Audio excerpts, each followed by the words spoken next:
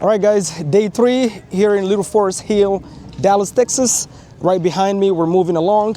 Day number 3, and they're completely finishing to install the foam boards, right? So the first thing they did was leveling up the lot. So they did the grading part. I'll show you guys here. So as you can see, let me see. So as you can see here, right now, they're finishing the foam boards installation, and then right after that we're going to have inspection, right? So an inspector is going to come out and tell us if everything is good to go, give us a green light, so we can now pour foundation. Now we're missing a couple of items on this site to not get a violation. Obviously, each time an inspector comes around. Look at the neighborhood, guys. Beautiful neighborhood. You can see right behind me here. People are building all over the place. This is all, let me see, I think right here. So that's new development projects, right? And then if you pass this house right here, there's like 3 or 4 new builds. One of them already sold, which is great for our comparables. And if you look at behind me right here, this is New Leaf, an 18-year-old operating company here in Dallas, Texas. They build like firehouse homes. We already walked inside and see their designs. The thing is, they sell their properties privately, so they don't list them on the MLS. They're greedy with their ARVs. They don't want you to copy the ARVs, so they don't even list them on the market. You cannot go on the MLS, look at the area, and then use their comparables as comps for your new up and coming build. But they were nice enough to talk to us and give us the little secrets, behind the scenes. They sell it to private buyers. So ours is right across the street, right here. So as you guys can see, that's Mr. Stephen Blow right here, one of my business partners, and on the team, he's the one who manages the finances and get the bids and all of that. So Andrew is not here. He's the project manager. As you guys can see, so they're working on the foam board right now. Okay, we got the crew here. So initially, we didn't think we have to do that because when we bought the lot, there was a house on it, so we had to demolish a property in order to be able to start building. So we didn't think we need all of that. It took us about 3 months to finish with the architect alone, the designer, and then after that, work with the engineer. Those things took too long. Next time, we're gonna approach it completely different, right? We're gonna buy already pre-made ones, because we're doing custom builds. Custom builds means we're building to sell. We're not building custom homes, custom homes that is ordered by a homeowner that's gonna live in. It's completely different. We're building specs homes. Specs homes is just you building to sell for a profit. So you list it on the open market or you pre-sell it, but anybody can come and make an offer on it. It's not built for a specific person, right?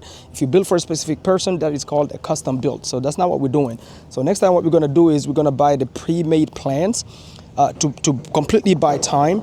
And then after that, we're just gonna go to an engineer and an architect and have them just do a few changes and boom, we're good to go, right? So as you can see, my man here is the one who owns the company that does the foundation and the foam boards and leveling up the lot. So you guys can see, so they're finishing it, we're moving along.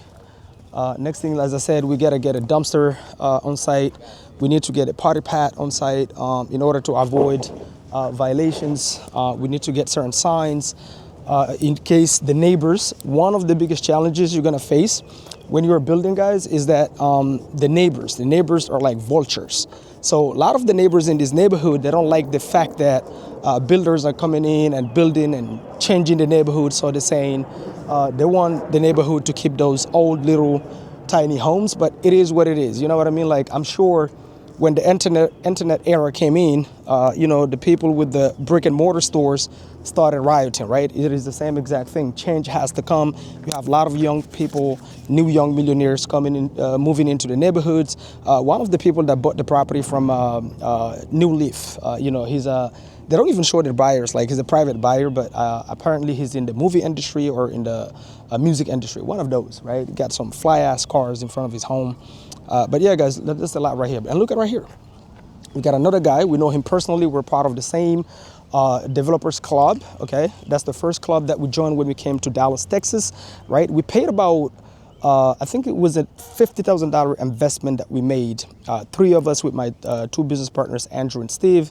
We paid $50,000 to join a club where not so much for the mentor, but for the network. And honestly, inside we got everything, all the connects that we needed. They're building here This is another friend of ours in the same club. I mean, for the neighborhood, he's overbuilding, right? So in this neighborhood right now, typically you don't want to really exceed maximum 4,000 square feet homes, but he's going 48 or 49 square feet, right? So even New Leaf that are selling like at 1.7, 1.8 million dollars, they're not exceeding 4,000, 3,900. Just because the neighborhood, you don't have to overbuild to sell. So it's not necessary to go and overspend, but you know, he's following an advice from a realtor that really doesn't build. So that's the issue right here. So guys, yeah, stay tuned. We're gonna document the whole journey, you know what I mean? So we got Mr. Steve right here behind me, and then we got Ty. Ty is a realtor down here, licensed realtor, badass. Yeah, so guys, yeah, we're building. I mean, listen to me also. Here is the difference between building and doing fix and flips, okay? A lot of people are afraid of new development, and I understand that, guys. Listen, our background is in real estate wholesaling. So we went from wholesaling and then to doing the fix and flips and the buy and holds, midterm rentals, Airbnbs, you name it, to like, you know, looking at it as, because the margins on fix and flips, guys, if you do a full gut fix and flips, it takes about 6 to 7 months, okay, to do a full gut fix and flip. And so we make between 10 to 12% net profits from a fix and flip, okay? And you're still managing the same crews you see behind me.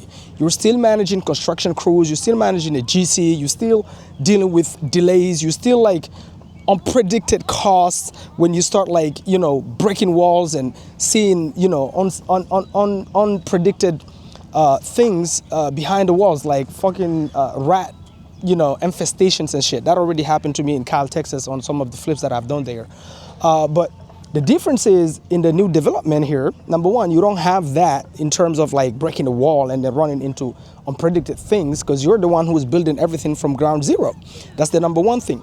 The second thing, the margins are way bigger, 25% to 30% minimum net after all expenses. That's what you're looking for when you're building. If you're not getting that, you might as well stick to fix and flipping, right? So if I'm gonna manage the same crew, outside of just doing what we call the soft cost procedures, which is getting your architecturals, which is going to the county, getting your permit, working with an engineer, getting all your plans ready. I got my plans in the car, getting all of that ready, and then you can start building. And you know, obviously it's dirt, right? So if you get a beat up home like we got here, there was 2 beat up homes.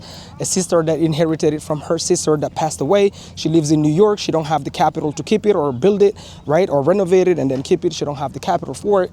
And so she had to sell, right? So we had to find a motivated seller. Again, every time in real estate, you're looking for good deals, just look for a motivated seller.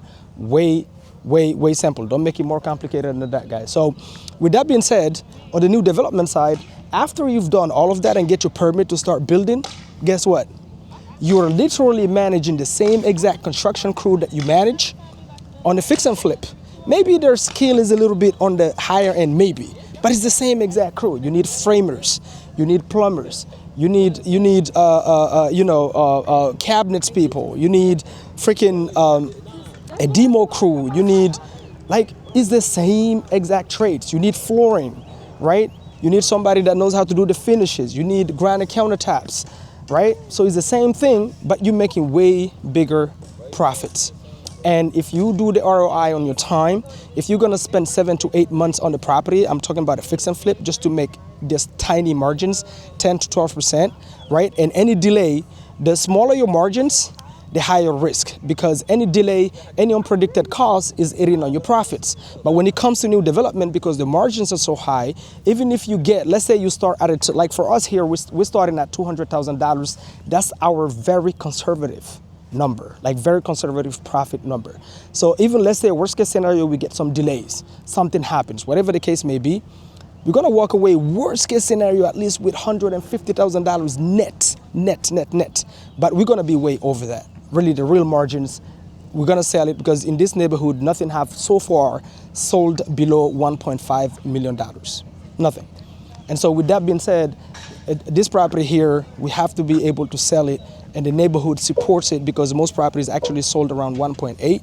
So this one here, we're definitely at a conservative number of 1.5, 1.6. We always start when we're underwriting properties, guys, or when we're underwriting like construction, we always start with our worst case scenario, never our best case scenario. So worst case scenario, we walk away with $200,000 to $250,000 net. Best case scenario, way over $300,000 net. I would rather wait 9 months, okay, building, managing the crew, right, than do 7 months and make 30 grand. I would rather wait 9 months to 12 months and make $300,000. That's the difference between building and doing fix and flips. And anyway, guys, also with the new developments, if you're trying to secure capital to start doing it, is, you know, the process is really simple. It's like when you flipping, it's the same thing. What you have to do is you're gonna need credit. You need to fix your credit. That's gonna be key. That's the thing. Like, don't find yourself in this wholesaling loop where you never stop wholesaling because you're stuck. You have bad credit. You can fix your damn credit. I've literally started a whole credit repair business, literally out of necessity. As you know, the best ideas always comes out of necessity. So I've started it. We're like, I don't know, right now in my school community alone, we have over 200 plus students. All of them, we fixed their credit ourselves. Number one, we got them funded. So we helped them access business funding. The secret is credit. Structure your profile correctly. So we do all of that for them, and we do that for clients as well. You can go on creativecreditcashflow.com. I'll put the website below. You can go there and book a free consulting call. And then we fix their credit and help them access business funding. Is a combination of the credit, not just the score. The profile is more important than the score. Then an LLC, but it have to be an age LLC, like 2 years or more. If you don't have it, it's fine, because we have those LLCs as well. We work with attorneys that completely clean those LLCs, and we help them access those LLCs. They buy them and they inherit the age. And we've already gotten, I think, 2 of our capital partners on this property here. We helped them secure the capital. One of them, we funded him $400,000. Literally in about, I think, 3 weeks or 4 weeks, we helped him get $400,000 in business funding, right? So he lives in Nebraska. He operates a home care business, but he also wanted to start getting into new construction, but he didn't want to do it alone. He wanted to do it with somebody that's already doing it. So he just got the capital and invested with us, and boom. Now he's gonna, build with us and then learn at the same time.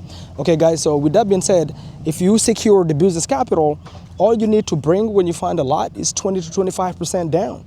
And then the rest, the hard money lender will fund it for you. The construction, they're gonna fund it.